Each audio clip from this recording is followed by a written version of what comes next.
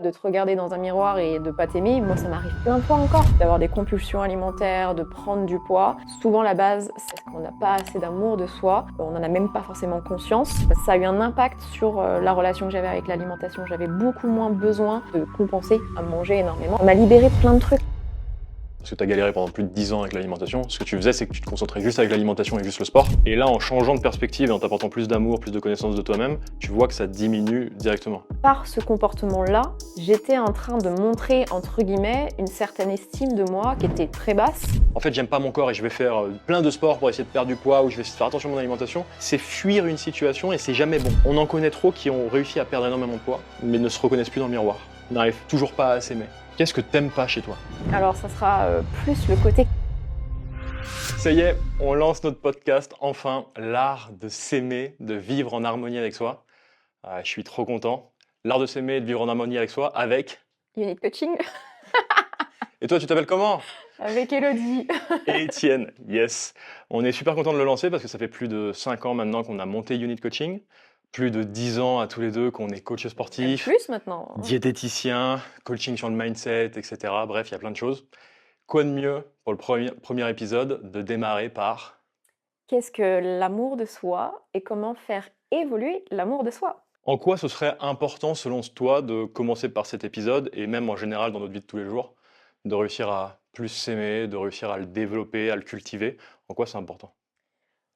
C'est important parce que je pense que tout part de là, même si on n'en a pas vraiment conscience, mais tous nos comportements qu'on n'aime pas et notamment le fait d'avoir des compulsions alimentaires, de prendre du poids, souvent la base c'est ça, c'est parce qu'on n'a pas assez d'amour de soi, on n'en a même pas forcément conscience parce qu'on ne l'a jamais appris et on sait même pas déjà qu'est-ce que c'est en vrai et je pense que c'est vraiment un point central de comprendre qu'est-ce que c'est, comment le faire évoluer et je pense que la première clé, c'est déjà de ne pas se dire que c'est quelque chose qu'on coche. Enfin, à mon sens et la vision chez Unit, ça reste ça, c'est pas quelque chose où on se dit: «OK, amour de soi, c'est bon, je l'ai».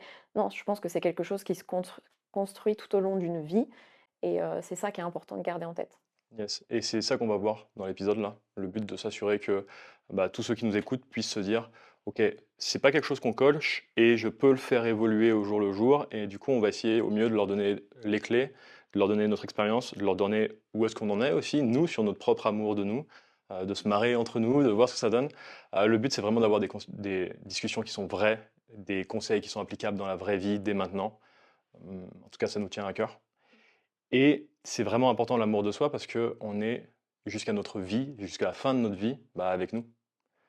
Donc c'est important effectivement de pouvoir bien s'aimer soi-même pour passer une vie agréable parce que la vie, je pense qu'elle nous amène déjà beaucoup de challenges. Donc si déjà on peut se décharger de ça, ça libère quand même pas mal de choses. Par quoi tu commencerais pour définir l'amour de soi? C'est une question qui est assez vaste quand même et je pense que chacun aura aussi sa définition. Donc là, je ne vais pas forcément donner une définition universelle, ça sera vraiment ma propre définition et je pense aussi celle de Unit. Mais c'est pour moi, à mon sens, vraiment d'apprendre à se connaître. Parce que dès que tu apprends à te connaître, tu comprends tes fonctionnements et quand tu comprends tes fonctionnements, tu arrêtes d'être dans le jugement. De dire: «C'est pas bien, j'aurais dû faire comme ci, comme ça, mais pourquoi moi je fonctionne de cette manière et d'autres ne fonctionnent pas?» et c'est à ce moment-là, quand tu portes un jugement souvent désagréable et négatif, que, tu te dénigres et c'est là où tu t'aimes pas et c'est compliqué parce que ça amène justement des compensations derrière avec l'alimentation. Et c'est ça qui est intéressant, c'est que l'amour de soi, du coup, c'est pas juste aimer toutes les parts qu'on aime bien de chez nous. Je suis courageux, je suis fort, j'arrive à faire telle ou telle tâche. Et de pas aimer ce qu'on n'aime pas, c'est justement le réussir à aimer le top, mais comme réussir à aimer et à comprendre les parts de soi qu'on juge, les moments où on est faible, les moments où on n'y arrive pas, les moments où on a craqué, les moments où on a pris du poids, les moments où on se regarde dans le miroir et on se dit mince, c'est quoi là, cette gueule que j'ai en face de moi? C'est d'apprendre à aimer aussi ces moments-là. Et s'aimer, apprendre à s'aimer, c'est cette globalité. Ouais, je suis d'accord et c'est je pense que c'est la partie la plus, challengeante, d'aller aimer les parts de nous qu'on n'aime pas. Ça c'est challengeant. Et c'est les parts de nous qu'on n'aime pas, donc de qui on est, où on a l'impression d'être, mais du coup des actions qu'on fait aussi. On va faire une action, on a l'impression d'avoir blessé quelqu'un. Je sais pas si tu as des exemples ou autres, mais d'avoir blessé quelqu'un, ou d'avoir émis un jugement sur quelqu'un, ou que quelqu'un nous reproche quelque chose. Et du coup, on va peut-être culpabiliser, avoir honte, mais c'est d'apprendre aussi à mieux se connaître, mieux se comprendre et mieux comprendre les interactions qu'on peut avoir envers les autres pour s'aimer davantage. Je sais pas si j'ai un exemple vraiment concret de ça, mais pour moi, ça restera un travail de toute ma vie. Je sais pas si un jour j'arriverai à dire: «C'est bon, je peux passer à autre chose». Mais effectivement, le côté, je vais tout faire pour une personne, l'aider, enfin voilà, avoir, un cheminement pour, qui, à mon sens, aide la personne et en fait avoir des retours, bah, négatifs, désagréables et tu vas pas comprendre pourquoi en fait, tu te prends des réflexions, des choses comme ça. Je pense que pour moi, c'est la chose la plus dure d'être dans une dynamique de faire quelque chose de bien et en fait, c'est pas reçu comme, ce que tu aurais aimé. Ça ouais, ça pour l'estime de soi, l'amour de soi, ça peut être, très, très difficile. C'est clair. Donc si on allait maintenant dans le concret de se dire: comment on voit si une personne, elle arrive à s'aimer et une personne qu'elle ne s'aime pas vraiment? Si on faisait un petit peu, 2 listes comme ça et on dès qu'on voit une personne, bah, on se dit: «Bah, elle arrive à s'apporter de l'amour» et on voit une autre personne et on se dit: «Ah, elle a plus de mal à s'apporter de l'amour». Je sais pas si c'est vraiment, tu vois, noir ou blanc dans ce sens-là, mais ce qui me vient à l'esprit, c'est plus le côté, tu as fait un choix, tu as envie de faire un truc, enfin voilà, tu as une idée ou quoi que ce soit, tu vas en parler autour de toi et les gens qui vont autour de toi vont te dire: «Non, mais qu'est-ce que tu racontes? C'est n'importe quoi, mais jamais tu y arriveras, mais laisse tomber, passe à autre chose» et que là, la personne se remette en question et se dise, «Bah, en fait, non, j'abandonne». Il y a bien sûr toute une palette entre, parce que bien sûr les opinions des autres, ça nous fait avancer et ça nous permet aussi de voir des angles qu'on n'aurait pas vus, donc c'est à prendre en compte. Mais il y a une différence entre, je prends en compte les remarques et tiens, j'essaye d'ajuster par rapport à ce que je voulais faire et voir, tiens, en fait, bah, effectivement, là, cette personne m'a dit ça, bon, elle a peut-être raison, donc comment je peux modifier? De: «Ah, on m'a dit non, laisse tomber», alors j'arrête tout et je cherche pas à faire, en sorte que ça me corresponde aussi et que j'aille vers ce que j'avais envie de faire. Yes, carrément. Ça veut dire réussir à se connaître réellement sur ce qui est important pour nous, sur ce qui a de la valeur pour nous. Et du coup, dans cette démarche de une personne qui arrive à s'apporter de l'amour, elle arrive à suivre une direction ou à la rectifier, mais toujours aller dans ce sens-là.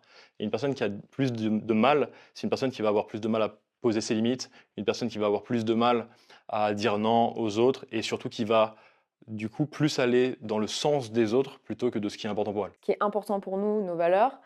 Déjà, valeurs, des fois, on ne sait même pas qu'est-ce que ça veut dire. Alors, il y a les valeurs, on va dire, universelles, amour, fidélité, Liberté, liberté, tout ça, mais plus les valeurs vraiment intrinsèques qui ne seraient pas la même pour tout le monde, comme nous, par exemple, le développement personnel, les choses comme ça, accompagner les femmes dans leur bien-être physique, mental et émotionnel. Bah, tout le monde n'a pas cette valeur-là. Et ce qui est difficile, je pense, pour les personnes, c'est qu'on ne sait pas ça, parce que dès l'enfance, on ne nous apprend pas vraiment à savoir, qu'est-ce qui nous correspond, qu'est-ce qu'on aime, de quoi on a envie. On nous amène vers des directions qui sont, plus ou moins universelles, de c'est comme ça, pour réussir, il faut que tu fasses ça, ça, ça, ça et en fait, on se déconnecte complètement de qu'est-ce qui nous fait du bien, qu'est-ce qui nous anime et c'est ça qui nous perd sur le chemin, je pense, de l'amour de soi. c'est vraiment cette citation: «On se compare à un singe dans sa capacité à monter un arbre, alors qu'on est un poisson». Et c'est ça, on essaie de prendre les valeurs des autres, les valeurs du singe, les compétences du singe, alors que nous, si on est dans l'eau, on arrive à nager, à faire ce qu'on veut, on arrive à aller vite. Et si on met le singe dans l'eau, lui, il n'arrivera pas. Et donc plus on se compare aux autres, plus on essaye de suivre les valeurs des autres aussi, bah, plus on se détache de notre propre amour et on ne suit pas notre direction. Je sais pas si ça s'apprend ou en tout cas, c'est se reconnecter justement à tout ça, de faire le point de: «OK, qu'est-ce qui m'a été, inculqué par la société, par l'éducation de nos parents, bah, à l'école, enfin avec des amis». Faire le tri de: «OK, ça j'ai appris parce que aussi ça a des utilités dans certains contextes, certaines situations, mais au fond, est-ce que c'est vraiment quelque chose qui est aligné avec moi? Tiens, est-ce que si je me détachais de ça, comment je me sentirais?» Enfin voilà, il y a toutes ces questions à se poser. J'aimerais quand même qu'on fasse une liste un petit peu de une personne qui arrive à s'aimer, une personne qui a plus de mal et qui a besoin du coup de s'apporter plus d'amour. Et si on part de la personne qui s'aime, j'ai envie de me dire que déjà, ça se voit physiquement. On le voit physiquement. Ça veut dire que, un, elle prend soin d'elle. Elle prend soin d'elle le matin, peut-être qu'elle s'occupe d'elle, elle fait des choses qui sont bien pour elle. Ça se voit physiquement, sûrement sur son corps aussi, sur son énergie, sur ce qu'elle veut partager. Elle prend soin d'elle dans ses habitudes de vie en général. Ça se voit parce que quand elle se balade dans la rue, elle est sûrement pas la tête trop baissée, pas la tête, en mode, «je me la pète», mais juste, ancré, serein, à aller vers l'avenir. Donc déjà, j'ai l'impression qu'on le voit quand même physiquement. Je t'avoue que oui, c'est une question que je m'étais jamais posée. Ouais, je pense que dans une certaine mesure, il y a effectivement prendre soin de soi, mais en même temps, tu vois, quand tu évoques ça, je me dis, moi, il y a plein de moments où, je vais pas me maquiller, où je vais pas forcément m'habiller, super bien. Typiquement là, pour le premier podcast, je me suis posé la question: «Comment je vais m'habiller? Attends, si je m'habille comme ça, qu'est-ce que les gens vont penser? En plus, c'est le premier, il faut au minimum que, voilà, tu montres, que tu es bien». Enfin, voilà, il y a toutes ces questions et à un moment donné, je me suis dit: «OK, stop».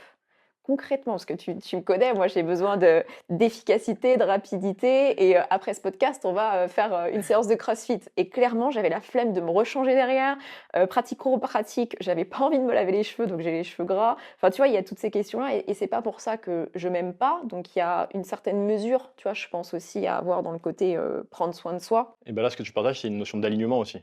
Je prends soin de moi parce que je fais ce qui est important pour moi et je laisse pas une vidéo, je laisse pas un podcast dire comment je dois m'habiller et ce que je dois faire. Ouais, exactement et derrière, il y a aussi le côté: «Tiens, qu'est-ce que vont penser les gens?» Tu vois? D'avoir la peur du regard de l'autre et c'est exactement ce que je me suis fait, hein, juste avant le podcast, de me dire: «Mais en fait, si les gens pensent que, bah, parce que je suis en tenue de sport, c'est pas, je sais pas, comment on pourrait dire, mais ça manque de professionnalisme ou je sais pas quoi», bah, je m'en fous, mais vraiment parce que si tu juges, des compétences de quelqu'un que à son apparence physique, à sa manière de s'habiller et tout, franchement, passe ton chemin, en fait et moi, c'est qu'est-ce qui est important? C'est, bah, qu'est-ce que je vais partager? Les gens prennent, prennent pas et après, mon aspect physique ou voilà, comment je vais m'habiller, bah, c'est un second temps, en fait. Donc c'est plutôt ça se voit, mais ça se voit plutôt dans la notion d'énergie. D'énergie, de ce que dégage la personne, au-delà de juste l'apparence où on peut émettre nous-mêmes un jugement en fonction de nos valeurs et cetera. Mais c'est sûr que, la posture est importante. C'est vrai que si tu es, comme ça en mode, «Oui, très bien, ça va», bah, s'il y a un truc qui est pas, Pas cohérent. qui est pas coréen? Coréen? Coréen, c'est un Ouais, coréen. mais c'est ouais, c'est important. C'est important effectivement, sans être non plus dans l'exagération de effectivement, comme tu disais: «Je me la pète», Ce qui cache souvent quelque chose aussi.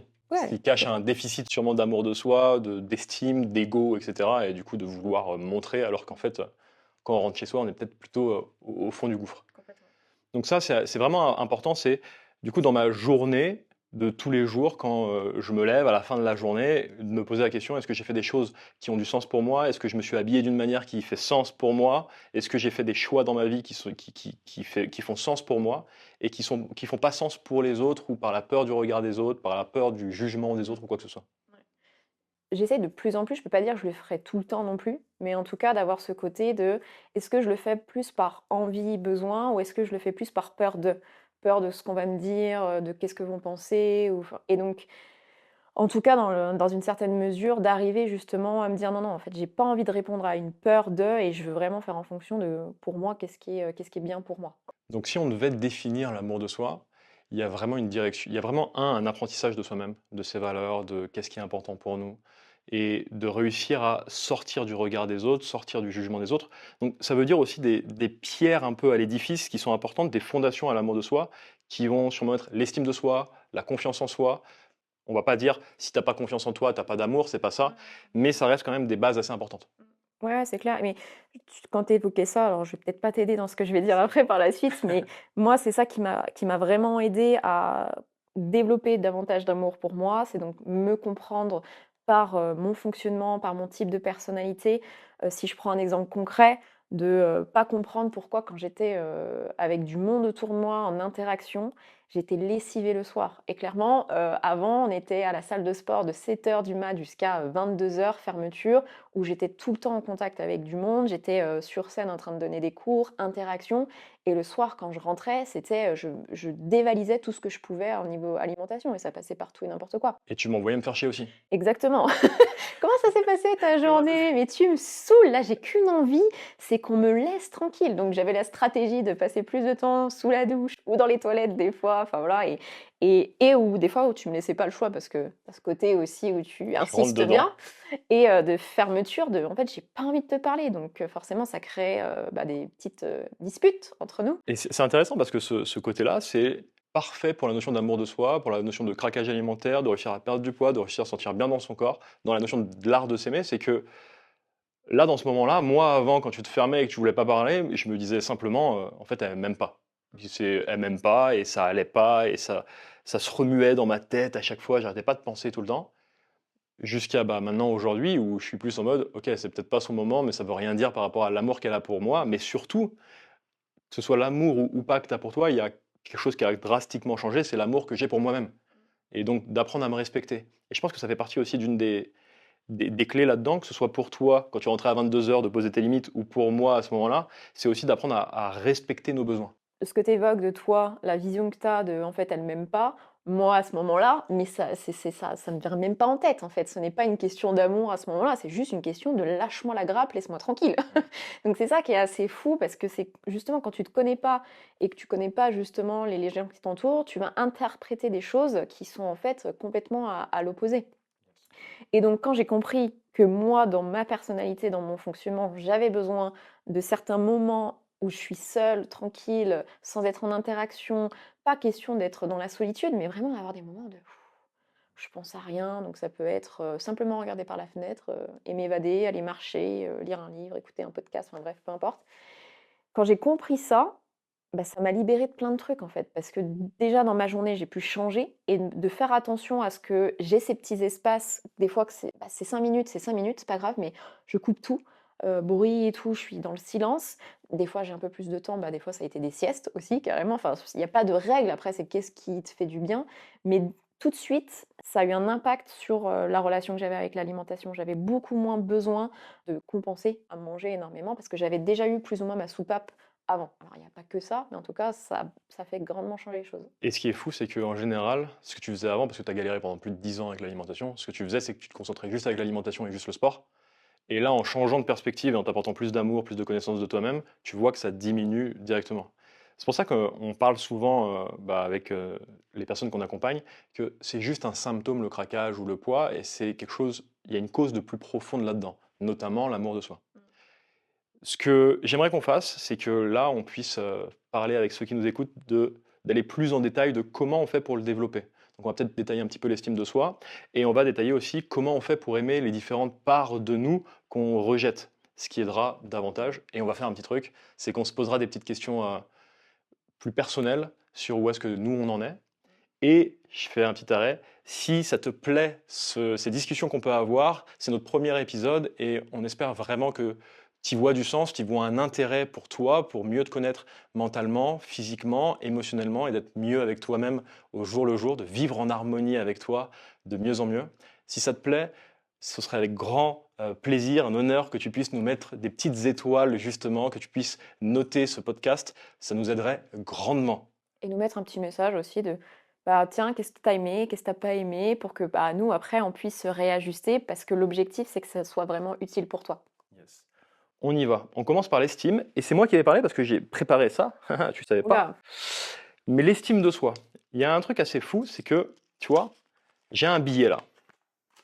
t'aurais pu prendre un plus petit billet hein, quand même. Quelle valeur il a? 20 €. 20 euros. Les gens, ils se disent, tu aurais pu prendre un plus petit billet, ils se disaient 500 euros, tu sais. Non, non, j'ai juste 20. Non, mais parce que je sais ce que tu vas faire derrière et donc du coup, ça me fait de la peine. Donc 20 euros. Sa valeur est de combien? 20 €. 20 euros. Et donc là, je vais juste le froisser. Mm. Oui, je froisse le billet. Ça me fait de la peine pour le billet. Il a quelle valeur là maintenant? Toujours 20 €. Toujours 20 euros. Je vais le froisser. Plus fort. Je vais le mettre sur la table. Je vais le taper. Je pourrais le mettre par terre presque et l'écraser. Il a quelle valeur?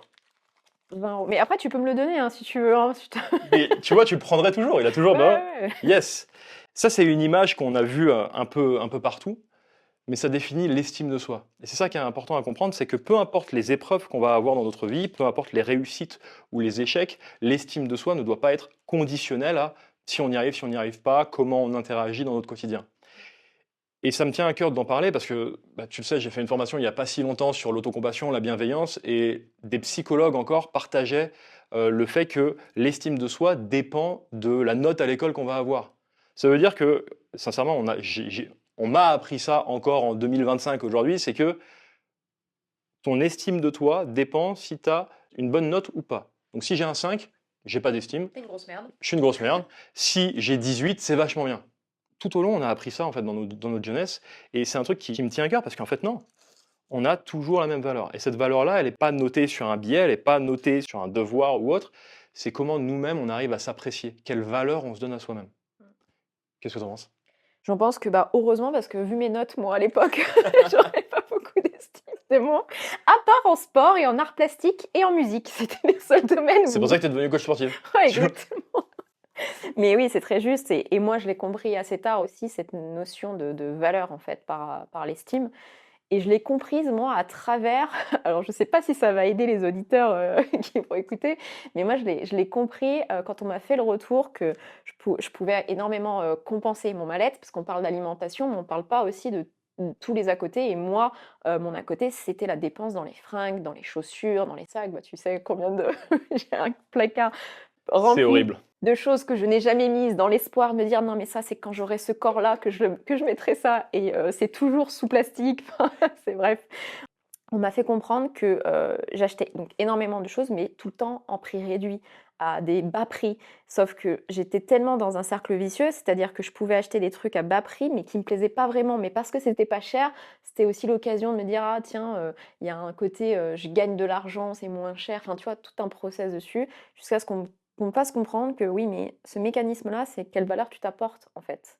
Et si tu achetais peut-être moins en quantité, mais que tu achetais vraiment des choses dont tu aimais et dont tu penses que tu es, j'ai perdu le mot, mais hem, Qui te plaise réellement, que ouais, tu vaux quoi, enfin ouais, mais qui j'ai pas le mot. Bon bref, c'est pas ça, mais c'est un peu l'idée. Bah, ça changerait quoi? Ça dit quoi de toi? Et en fait, à ce moment-là, je me suis vraiment posé la question de me dire: «C'est vrai qu'en fait, je suis par ce comportement-là, j'étais en train de montrer, entre guillemets, une certaine estime de moi qui était très basse et je sais pas, je ne pourrais pas le et c'est pour ça que j'ai de la difficulté là à le retransmettre comme j'aimerais le retransmettre, mais ça fait vraiment un shift dans ma tête. De me dire: «Mais est-ce que vraiment en fait, je vaux que ça?» tu vois? Ce «bas prix» entre guillemets. Non, en fait, j'étais pas d'accord avec ça. Je sais pas, il y a une partie de moi, du coup, ça a complètement changé mon rapport avec, bah, le shopping. Tu vois? Je suis bien sûr, j'ai envie de faire des affaires aussi de temps en temps, mais je suis plus dans faire l'affaire pour faire l'affaire. Je suis: «Est-ce que tiens, ça me plaît? Ah bah non, il y a un autre truc qui me plaît et en fait, je vais aller vers le truc peut-être plus cher qui me plaît». l'estime de soi, c'est la valeur qu'on se porte. Elle ne doit pas être conditionnelle d'un prix sur un vêtement ou pas conditionnelle d'une note ou d'une réussite. Si c'est conditionnel de ça, ça veut dire qu'on a un état d'esprit fixe, qu'on appelle. Et nous, ce qu'on recherche, c'est d'avoir un état d'esprit de croissance. C'est j'ai déjà de la valeur et j'ai la possibilité d'apprendre, j'ai la possibilité d'évoluer, j'ai la possibilité de m'apporter de l'amour. Donc ça, c'est essentiel à comprendre dans cette notion d'amour de soi aussi. Comme quoi, c'est pas figé. Et aujourd'hui, on peut peut-être avoir un amour de soi qui est un peu bas, mais si aujourd'hui on l'accepte et qu'on le comprend, juste le fait d'écouter ça et de se dire: «OK, j'en suis à ce niveau-là aujourd'hui», bah, c'est déjà s'apporter de l'amour, c'est déjà réussir à avancer. Maintenant, si on va sur les différentes parts, imagine, bah, je suis dans mon canapé et je fais rien de ma journée et bah, je craque, je me dis que je sers à rien, je me dis et j'ai été éduqué dans: «Il faut toujours faire parce que si tu fais pas, bah, tu nul, tu feignant, tu pas de valeur» entre guillemets. Comment je fais pour apprécier cette part de moi qui peut procrastiner, qui peut être feignante, qui a envie de rien? Comment je fais? Alors je sais pas si je vais arriver à donner un protocole, vraiment dans l'ordre, mais en tout cas, il y a plusieurs choses et moi, ce qui a été, vraiment parce que tu dis ça et ça fait écho à, bah, dans notre couple aussi où toi, tu vas être très bosseur et tu vas pouvoir travailler H24 quand tu aimes ce que tu fais. Sauf que, bah, on n'a pas le même fonctionnement. Moi, justement, j'ai besoin de ces moments de pause et en fait, on s'est retrouvés à un moment donné où toi, bah, tu bossais. Un vrai conflit qu'on avait. Ouais et moi où j'en pouvais plus quoi, je plus je bossais et plus je sentais que ça allait de moins en moins et dès que je pouvais me poser sur le canapé ou quoi, j'avais cette culpabilité de me dire: «Dis donc, toi tu te poses tranquille à regarder ta série pendant ce temps qu'Étienne lui il est en train de bosser». Alors qu'en fait, bah, c'est d'apprendre, tiens, vu que tu as pas le même fonctionnement, qu'est-ce que ça t'apporte de, pas bosser et de faire une pause? Ah bah, en fait, moi, c'est ma manière de reprendre de l'énergie et quand je me mets à bosser, bah, je carbure. C'est un peu le lièvre et la tortue. C'est-à-dire que, bah, toi, tu vas foncer comme le lièvre, moi je vais être avec la tortue, mais au final, bah, on arrive toujours à peu près au même point en même temps, quoi, mais pas de la même manière et ça déjà, c'est pas évident à comprendre parce qu'on est souvent dans la comparaison et ça, c'est difficile et une autre chose qui me vient et après tu pourras compléter, c'est, bah, à quoi c'est lié dans mon éducation. Il y a eu le côté où mon père, enfin, et mes parents, pas que mon père, mais un peu plus mon père quand même, dans le côté, dès que tu as l'âge de bosser, tu vas bosser, on n'est pas des feignants dans la famille, donc la sieste, bah, en fait, non, tu vas pas te coucher, c'est l'heure d'aller bosser. Enfin, tu vois, il y avait toutes ces injonctions-là Et donc, bah, ça te met face à: «Attends, si je m'autorise ça, bah, ça veut dire quoi de mon éducation?» Qu'est-ce que en fait, le lien par rapport à tes parents, bah, en fait, tu honores plus, enfin, dans mes perceptions, c'est j'honore plus leur éducation. Enfin, voilà, il y a tous ces schémas-là. Et si tu honores plus leur éducation ou si tu es feignant alors que tu as eu cette éducation de «il faut avancer», de manière inconsciente ou consciente en fonction des personnes, c'est comme si tu ne pouvais plus avoir l'amour de tes parents. Mmh. Et donc c'est ce qui, enfin, en tant qu'être humain, en tant qu'enfant, ce qui nous drive essentiellement dans nos comportements inconscients, c'est l'amour du père, l'amour de la mère, qu'est-ce qu'ils peuvent penser de nous et comment on a été éduqué, comment on a évolué. Et je fais juste une petite parenthèse et puis, bah, pour des personnes qui ont pas eu leurs parents, c'est pareil, c'est des personnes qui ont été autour d'eux, en termes de figure justement d'autorité et de d'amour aussi, quoi. Donc la première chose, c'est un, dans ce que tu as dit, c'est comprendre son fonctionnement. Comprendre que, comprendre d'où ça peut venir, de comment on a été éduqué, est-ce que ça vient des parents, et cetera, et voir qu'est-ce qu'il en est réellement. Apprendre à ne pas se comparer aux autres, donc à regarder soi-même où est-ce qu'on en est, parce que c'est important puisque nous, bah, on est en couple et on voit que moi je bosse énormément et toi à des moments, bah, tu peux te poser, mais c'est important on arrive à avoir vu qu'on est ensemble, on arrive à voir, l'entièreté de la personne en face. Ça veut dire que, bah, tu vas voir à des moments où je suis, complètement fatigué, pas bien, malade. Sauf que dans la «vraie vie» entre guillemets, on va se comparer à des, à d'autres figures, on va se comparer à des stars, à des coachs, à des mentors et on va se dire: «Waouh, mais lui, il arrive à faire ça». Sauf qu'on ne connaît pas sa vie. On ne connaît pas sa relation avec sa famille, on ne connaît pas sa relation avec ses enfants, on ne connaît pas sa relation à l'argent, on ne connaît pas plein d'aspects et on va faire une comparaison en fonction d'un tout petit truc dans sa vie alors que le reste, on ne le connaît pas. Ouais, et ça, c'est le piège aussi, bah, des réseaux, c'est que nous les premiers, hein, on va mettre forcément, bah, les bonnes nouvelles, Ouais. comment on avance, et c'est vrai qu'on a rarement le et puis je pense que, enfin, pour ma part, c'est je n'y pense même pas quand ça va pas bien, c'est pas le réflexe où tu vas te prendre en vidéo, genre: «Je suis au bout de ma vie» et tout. Il y en a qui le font, mais moi je j'y pense pas forcément, enfin voilà, c'est pas une dynamique et c'est vrai, bah, qu'on on se base sur quelque chose qui est pas entièrement vrai. Et j'apporterais peut-être juste une nuance, tu seras peut-être pas d'accord avec moi, je sais pas, mais je pense pas que c'est ne pas se comparer non plus, tu vois? C'est pareil, c'est un juste milieu de, en fait, comment tu utilises cette comparaison, tu vois? Si tu utilises cette comparaison pour te dénigrer, pour être enfin, au fond du trou, bah, c'est clair que c'est peut-être pas la meilleure des stratégies. Par contre, si tu utilises une comparaison qui t'amène à te remettre en question, te dire: «Ah bah tiens, j'ai vu cette personne, elle le fait de telle manière, tac, est-ce que pour moi ça pourrait me correspondre ou pas?» Là, je pense que ça peut être utile. 100 d'accord. 100 d'accord et ça demande à mieux se connaître déjà aussi en amont. À savoir qu'est-ce qu'il en est de nous, de nos valeurs, de nos points forts aussi, de réussir à, bah, à mettre ces points forts du poisson. Le poisson, il sait très bien nager, il va respirer sous l'eau et il va pas réussir à grimper à l'arbre. Donc ça demande de connaître son champ de compétences, son champ d'expertise. Maintenant, je connais ça, je vois la relation avec mes parents, mais j'ai envie de changer quand même. Et on va prendre l'exemple de la procrastination ou de la fainéantise. Ce qu'on a besoin de faire dans ces moments-là, c'est qu'on a besoin de comprendre l'intérêt de ce trait de caractère, l'intérêt de ce qu'on est en train de réaliser. Parce qu'en fait, il faut comprendre que on va tous être forts à un moment, mais on va aussi tous être nuls. On va tous être francs et dire la vérité à un moment, mais on va tous être menteurs aussi à un moment donné. Et là, tous ceux qui aiment pas mentir, c'est: «Mais Comment non, ça, je jamais de mens la vie!» jamais? Si, si, il y a des fois, tu dis pas, tu sais pas que tu dis pas que tu mens comme ça, mais tu ne dis pas complètement les choses. Oui, j'omets la vérité. Voilà, tu la déformes un petit peu, tu dis pas tout, quoi. Oui, mais c'est pas mentir si je dis pas tout. Il y en a qui vont donner énormément aux autres et il y en a qui vont voler. Et donc, on a tous ces traits de caractère. Donc, je suis autant un voleur que quelqu'un qui va donner. Je vais voler du temps à des personnes. Je vais voler de l'énergie à des personnes, sans voler au sens matériel. Donc ça, c'est important à comprendre qu'on exprime tous les traits de caractère.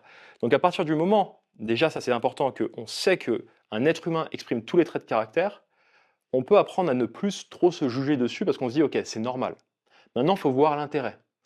Ce serait quoi, par exemple, les intérêts à procrastiner, à être feignant et à rester sur son canapé? Il y en a plein. Moi, je sais que, par exemple, c'est, bah, me reposer, faire en sorte de mettre mon cerveau en off, et souvent, bah, c'est là où il y a des idées qui arrivent et des choses auxquelles j'aurais pas pensé. Il y a Ouais, enfin, pour moi, c'est ça, c'est aussi mon temps pour moi qui est essentiel. Enfin, il y a plein d'avantages. Complètement. Ça veut dire qu'en gros, si tu ne te reposais pas, bah, tu serais forcément dans un cercle vicieux comme la roue du hamster qui continue, qui continue, qui continue. Et en fait, la vie va nous amener à nous reposer par un burn-out, par des maladies ou autre. Donc là, on comprend que, ah bah oui, en fait, c'est pas être feignant, c'est juste récupérer. Parce que si on récupérait jamais, pourquoi on dormirait? Ça servirait à quoi de dormir? On a besoin, on a un cycle qui est fait pour réussir à se reposer, à dormir, à reprendre de l'énergie. Et donc c'est la même chose que rester à un moment donné sur son canapé pendant une demi-heure, une heure.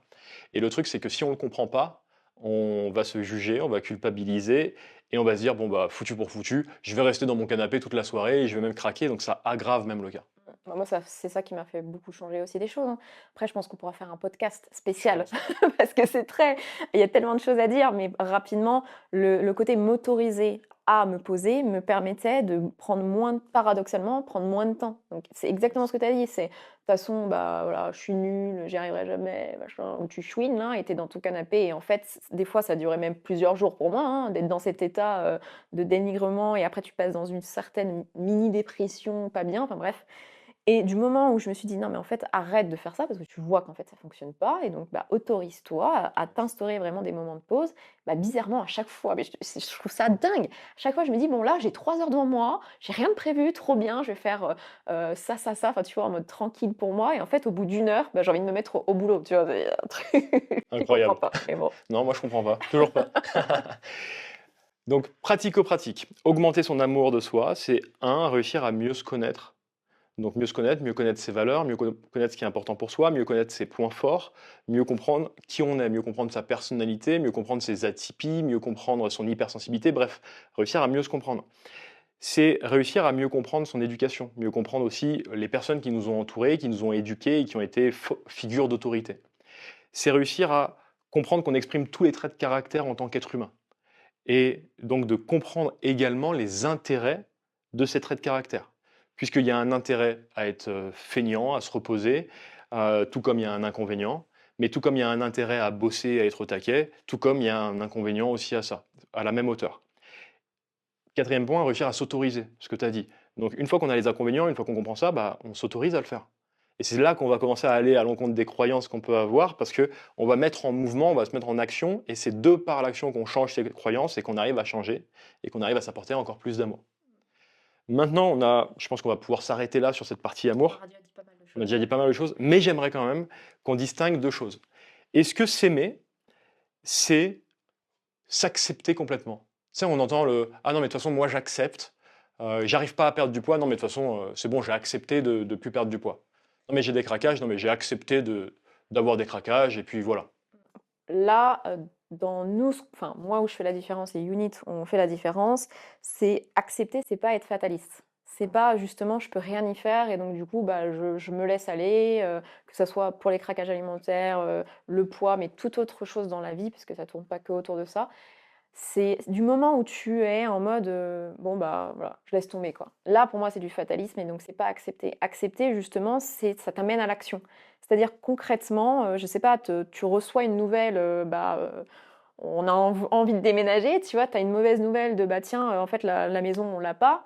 Bah, c'est pas, fataliste, bon, bah, de toute façon, c'est pas grave, on n'aura jamais notre chez nous et on va rester comme ça toute notre Et vie. j'accepte que ça soit comme ça et tant pis. Voilà, bah non, bah OK, on va aller faire, en sorte de trouver une autre maison et avancer vers ce qui est important pour nous et dans la perte de poids, les craquages alimentaires, c'est la même chose, parce qu'on peut vite se mentir à soi-même aussi sans vraiment, s'en rendre compte, de se dire: «Non mais c'est pas grave, de toute façon, j'ai ce physique-là, j'ai ce poids-là, bah voilà».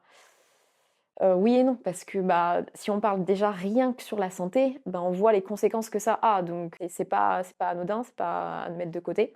J'ai du mal, parce qu'on peut avoir du mal à accepter la situation, parce que des fois c'est pas évident, On va avoir du mal à accepter son corps, on va avoir du mal à accepter qu'on procrastine, qu'on n'arrive pas à se mettre au sport, qu'on va avoir du mal à accepter que c'est dur de se mettre au sport ou de faire telle ou telle action, c'est clair.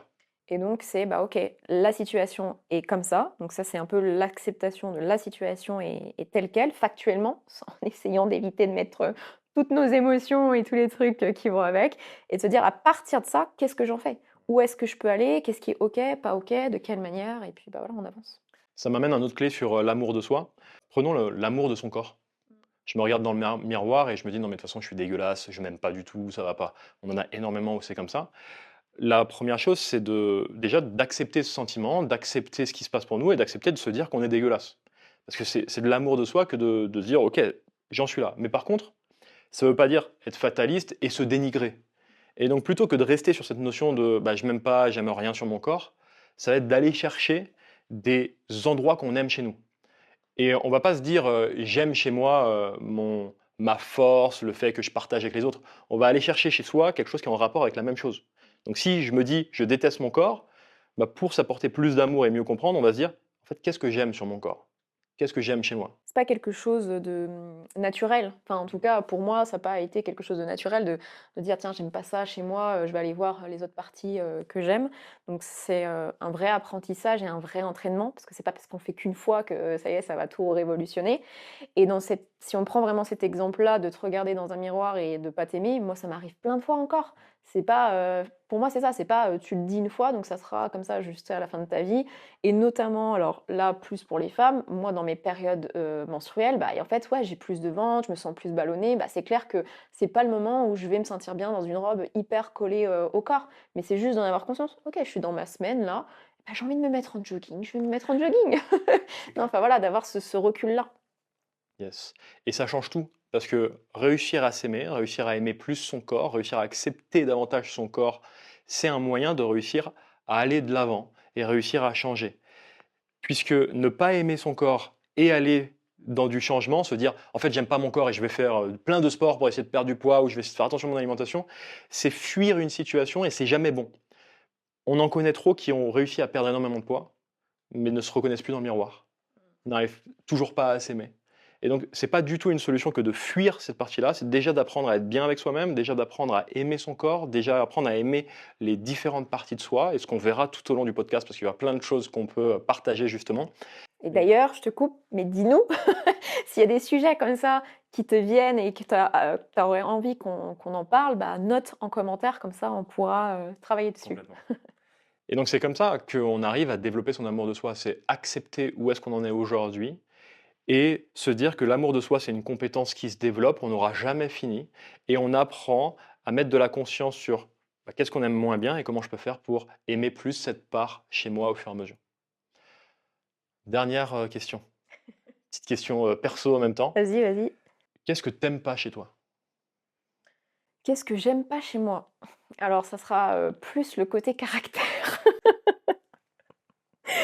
J'ai ce côté de m'emporter rapidement, surtout quand ça va pas dans mon sens, quand j'avais prévu un truc qui était assez fort pour me challenger là-dessus. De: on fait ça au dernier moment. En fait non, j'ai changé ça, mais ça me rend folle.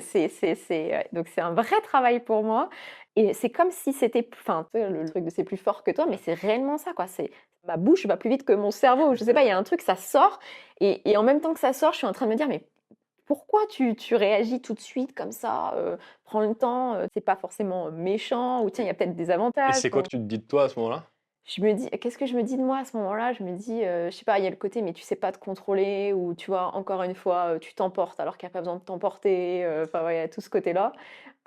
Bon, c'est mieux qu'avant quand même, mais ça reste présent, ouais. Et donc là, si on ferait, l'exercice qu'on a fait jusqu'à maintenant, c'est on se dirait: «Bah, tiens, comment je peux faire pour, aimer davantage cette partie de là de moi qui s'emporte, qui a l'impression de ne pas se contrôler?» Donc on pourrait se dire: «Bah, tiens, comment tu fais pour te contrôler au final? Qu'est-ce qui est génial dans le fait d'avoir l'impression de ne pas te contrôler?» et cetera. OK, trop cool. Et toi? Et moi, qu'est-ce que, je n'aime pas chez moi? Moi, j'aime tout chez moi. J'aime tout, je suis un mec exceptionnel, je crois. Franchement, rien, hein. Check. Check, depuis tout à l'heure, on dit que c'est quelque chose qui s'atteint pas et le mec, il dit: «Moi, c'est le blond, c'est le Oui, oui, c'est le là, blond». on peut pas faire mieux. Ce que j'aime pas chez moi, c'est, j'ai encore du mal à accepter le côté de rien faire. C'est dur pour moi, ça fait partie de ma personnalité. Il y a une partie de ma personnalité aussi qui aime bien être en action et le fait de pas faire grand-chose, c'est dur. Je me suis fait opérer, du nez et cetera et le fait de ne rien faire pendant un mois, pas de sport ou autre, je l'ai bien travaillé, donc ça fait que je l'ai quand même mieux passé qu'avant, mais c'est clair que c'est quand même, challengeant. Heu et j'ai besoin d'aimer la partie de moi qui trouve pas de solution. Ça, c'est dur. À quel point c'est bien de pas trouver de solution. Non, mais c'est clair à quel point c'est bien de pas trouver de solution, de plutôt que de mettre une solution pourrie à la place. Donc ouais, c'est les parties de moi que j'ai besoin de développer. On a fait un bon podcast. Dis-nous en commentaire ce qui t'a parlé, ce qui t'a plu. Encore une fois, tu peux mettre, une note à ce podcast-là et On va te mettre en lien en dessous des ressources pour que tu puisses développer davantage ton amour pour toi et de mettre de la conscience dessus. On a des petits quiz, par exemple, un petit quiz sur quelle est la bienveillance qu'on peut avoir envers soi-même, quelle est la compassion qu'on peut avoir envers soi-même, qui est une base essentielle de l'amour de soi qu'on n'a pas encore trop développé. Mais du coup, ça te permettra de démarrer ce chemin avec nous. À très vite.